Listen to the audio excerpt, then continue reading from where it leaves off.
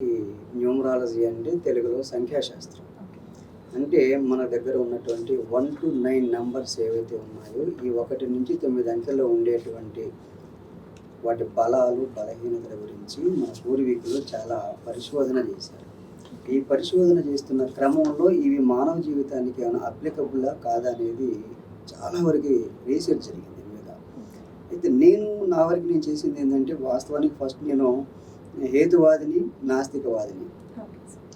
ఈ దేవుడు, దేవత ఇవన్నీ దయ్యాలు, భూతాలన్నిటికీ దూరంగా ఉండేటువంటి వ్యక్తిగా నేను పెరిగాను వాస్తవానికి. ఓకే. అటు తర్వాత ఒక గురువుగారు నేను తమిళనాడు వెళ్ళినప్పుడు వారు నన్ను ఆదరించి ఈ శాస్త్రాన్ని నేర్పడం, దాని గురించి ఒక వాకప్ చేశారు ఆయన. ఎందుకు దీనివైపు నువ్వు రావాలనుకున్నావు, నేను నేర్పాలనుకున్నా అనే దాని మీద నాకు డౌట్ ఉంది. నీ కుటుంబం గురించి చెప్పమన్నారు ఆయన. నా కుటుంబం ఏముంది, రైతు కుటుంబం, మామూలు కుటుంబం నుంచి వచ్చిన వాళ్ళం, రైతు జీవితం కాబట్టి అలాగ ఉంది. తర్వాత నేను ఎడ్యుకేషన్ పూర్తయ్యే సమయంలో నేను తమిళనాడు వెళ్ళినప్పుడు ఆయన ఈ క్వశ్చన్ వేసినప్పుడు నాకు డౌట్ వచ్చింది. ఏదో ఉంది వెనకాల, మా కుటుంబంలో ఏదో ఉంది అనుకున్నప్పుడు చిన్ననాటి విషయం గుర్తుకొచ్చింది నాకు. ఏంటి అంటే, మా నాన్నగారు 9 రాళ్లతోని విచిత్రాలు చేసేవారు. అది ఎందుకు చేశారు ఏంటి అని చూసినట్టుంటే మనందరూ కూడా ఇప్పటికీ ఆశ్చర్యం కలుగుతుంది. అదేంటంటే 9 రాళ్ళని మనం ఇట్లా స్క్వేర్లో పెట్టేవాళ్ళు, అటు 3 ఇటు 3 అంటూ పెట్టేవాళ్ళు, 4 మూడు. మనం ఏ రాయిని కోరుకుంటామో నీ రాయి ఏదైనా కోరుకోమంటారు ఆయన. ఆ రాయిని కోరుకుంటాం మనం. ఆ రాళ్ళని తిప్పుకుంటూ వస్తారు ఆయన. దీంట్లో ఉందా అని అడుగుతారు, లేదండి. మళ్ళీ తిప్పుకుంటూ వస్తారు, దీంట్లో ఉందా అని అడుగుతారు. తిప్పుకుంటూ వచ్చిన తర్వాత లాస్ట్లో ఖచ్చితంగా నువ్వు కోరుకున్న రాయిని తీసి నీకు ఇస్తారు. అది నాకు చిన్నప్పుడు బాగా బలంగా నాటుకుపోయి గురువుగారితో అదే అన్నాను, ఇదే నన్ను జరిగింది. 1-9 రాళ్ళు పెట్టేవారు ఆయన, ఇలా చేశారు. మరి బహుశా అలాంటిది ఏమైనా ఉందా అంటే, ఎస్, నీవు ఈ యొక్క సంఖ్యాశాస్త్రం వైపు రావడానికి కారణం, నేను చెప్పడానికి కారణం కూడా ఇదే కావచ్చు. అది పూర్వజన సుకృతం అమ్మ మీకు. ఈ శాస్త్రాన్ని నీకు నేర్పడానికి వేరే కారణాలు ఉన్నాయి వాస్తవానికి. ఈ కారణాలు ఏంటంటే, ఈ శాస్త్రాన్ని నీకెందుకు బోధిస్తున్నాను అంటే, నీ యొక్క డేట్ ఆఫ్ బర్త్ రీత్యా నీ జీవిత చక్రాన్ని చదివా నేను. దాంట్లో నువ్వు నాకు పనికి వస్తావని తెలిసింది. అంటే అబద్ధం ఆడకూడదు.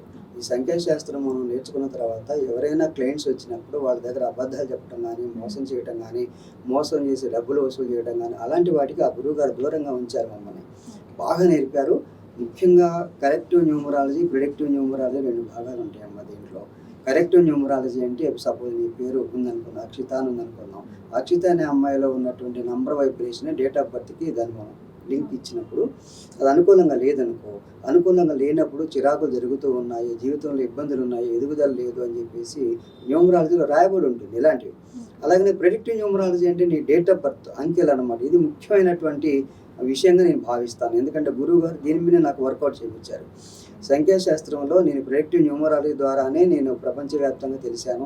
ఇలా 19 దేశాల్లో ఉన్నటువంటి తెలుగు వాళ్ళకి నేను కరెక్షన్ ఇచ్చాను. నాట్ ఓన్లీ దట్, దాదాపు మన రాష్ట్రంలో ఉన్నటువంటి మన దేశంలో ఉన్నటువంటి రాష్ట్రాలకి వివిధ భాషల్లో ఉన్న వాళ్ళు ఉన్నారు. హిందీ వాళ్ళు ఉన్నారు, మరాఠీ వాళ్ళు ఉన్నారు, అలాగనే రకరకాలైన తమిళనాడు అట్లా ఉన్నారు కదా. అన్ని భాషల వాళ్ళకి దాదాపుగా నేను కన్నడ చాలా మందికి నేను కరెక్షన్ చేశాను.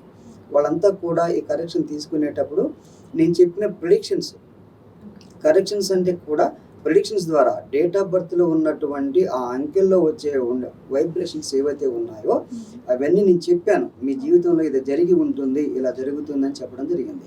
అంటే నేను వర్తమాన కాలమే కాకుండా భవిష్య కాలం కూడా చెప్పాను, అవతల కూడా నేను చెప్పడం జరిగింది.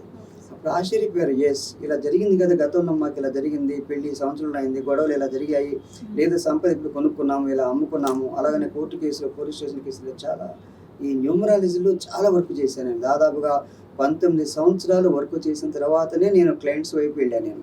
ఆ తర్వాత ఇప్పుడు ఈ కార్యక్రమంలో నన్ను కూర్చోబెట్టినటువంటి రాజశేఖర్ గారు ఎవరైతే ఉన్నారో, ఇప్పుడు ఈ ఛానల్లో మేనేజర్గా ఉన్నారో, జిఎంగా ఉన్నారో, వారు రాజశేఖర్ గారే నన్ను ప్రత్యేకించి మీరు సబ్జెక్టు ఎక్కడ మీరు ఆగకూడదు, మీ ఊర్లో ఆగకూడదు, మీరు దీన్ని పబ్లిక్ చేయాలి, దీన్ని చాలామందికి ఇది ఉపయోగపడాలని చెప్పేసి వారు పట్టుబట్టి నన్ను రకరకాల టీవీ ఛానల్స్కి నన్ను పరిచయం చేశారు.